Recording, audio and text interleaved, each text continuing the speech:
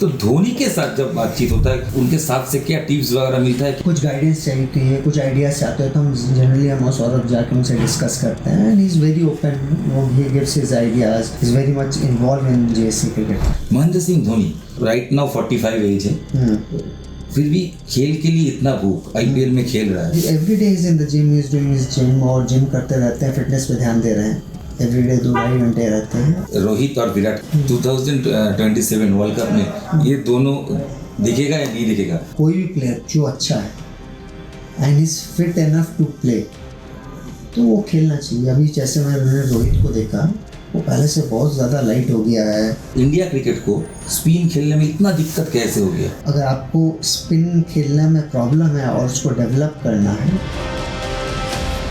ভারতীয় ক্রিকেটের স্পিন তারকা দেশের হয়ে দুটো টেস্ট খেলেছেন, তবে অনেকেই বলেন দুটো নয় আরও অনেক বেশি টেস্ট খেলতে পারতেন শাহবাজ নাদিম।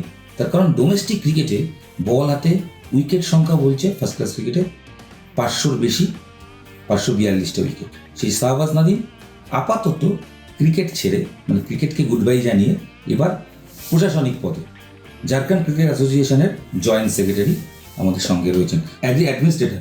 क्रिकेटर जब एडमिनिस्ट्रेशन में आता है फ़ायदा क्या होता है? मुझे लगता है बहुत फ़ायदा होता है कि हमें मालूम है एज अ प्लेयर आपकी क्या रिक्वायरमेंट है और आप अपने आप को कैसे डेवलप करना चाहते हो और एज अ प्लेयर आपको क्या क्या फैसिलिटीज़ चाहिए एज अ प्लेयर आपको डेवलप करने के लिए।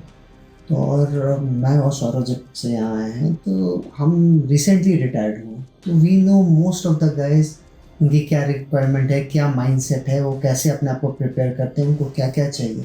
बिकॉज एट दैट टाइम हम लोग उनके टीममेट थे, तो हमें सारे सीनियर प्लेयर भी थे, तो हमें सबका पता है कि भाई इसका माइंडसेट ये है, ये इसको ये चाहिए मैच से पहले या प्रैक्टिस ऐसे करना चाहता है। तो मुझे लगता है उससे हेल्प ही होती है प्लेयर्स की अगर एक क्रिकेट एडमिनिस्ट्रेटर बनता है कि वो पहले खुद भी खेल चुका है, उसे मालूम है कि एक प्लेयर को आगे बढ़ाने के लिए एज अ प्लेयर कि हमें एज एसोसिएशन क्या फैसिलिटी उन्हें देनी है और हमें एज अ टीममेट ये भी पता था कि उनकी रिक्वायरमेंट क्या है।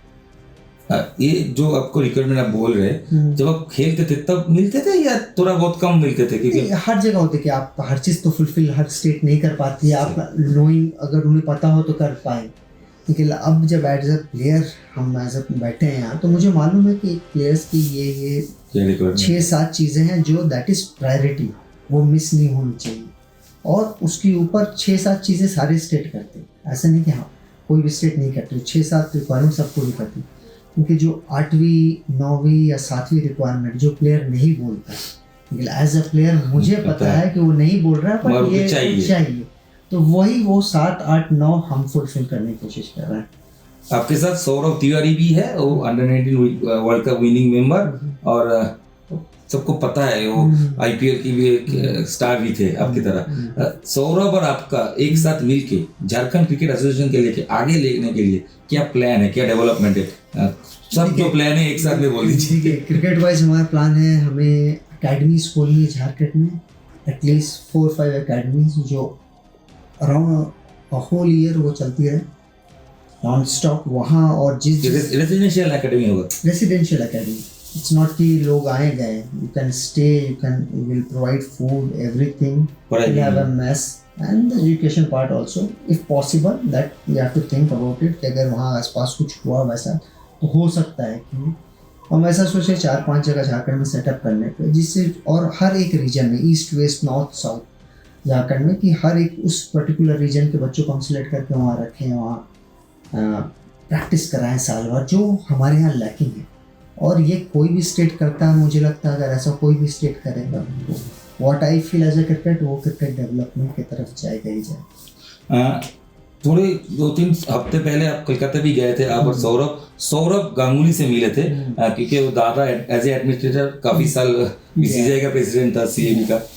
उनके बातचीत में क्या कुछ खास बात हुआ जो आप करना चाहते हैं? नहीं, जस्ट कि देखिए दादा is also a cricketer and मतलब जब हम शुरू किए थे तो वी वर फॉलोइंग हिम और मैं दिल्ली ट्रॉफी भी खेला उनके साथ, I have a good bonding with him. तो हम बस just hi hello was the plan how to develop cricket, और क्या जो भी हम एज अ क्रिकेटर डेवलप कर सकते हैं, तो वो भी आइडिया ज़्यादा से लेने चाहते हैं। तो वो तो सौरभ के साथ हुआ, अब मगर आप लोगों के पास और एक स्टार है, वो महेंद्र सिंह धोनी है। हमको सबको पता है अभी आईपीएल वो खेल रहे हैं, इस साल तो खेलेगा ही, अगले साल आगे चल के भी शायद और 1-2 साल खेल ले।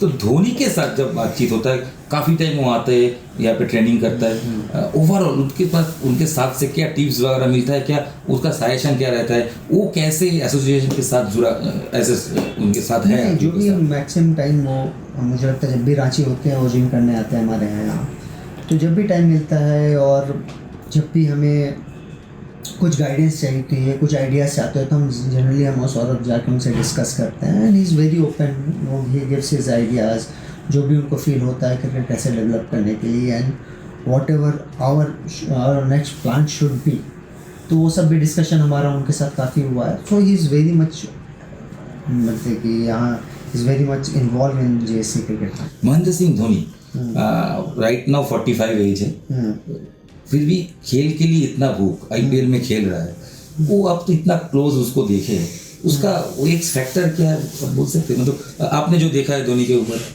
नहीं, एक्स फैक्टर मुझे यही लगता है द विल टू प्ले, और आदमी विल तभी रहता है व्हेन यू आर फिट।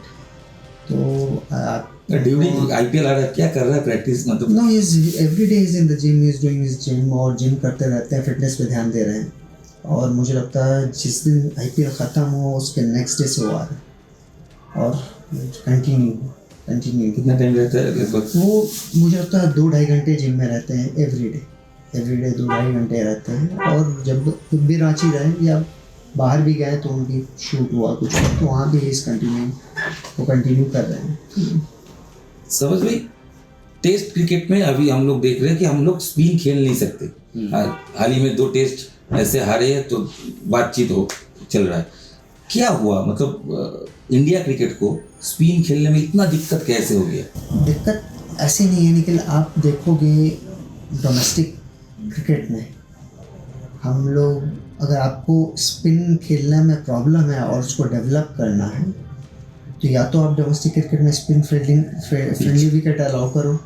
अगर आप इंटरनेशनल क्रिकेट में हम स्पिन फ्रेंडली पे खेल रहे हैं तो आप डोमेस्टिक में भी अलाउ करो। क्योंकि डोमेस्टिक जब तक मैं खेला हूँ, मुझे याद है कोई भी क्यूरेटर आता है बोलता है 7 mm 4 mm ग्रास ही रहेगा, 4 mm ग्रास रहेगा तो टर्न नहीं है।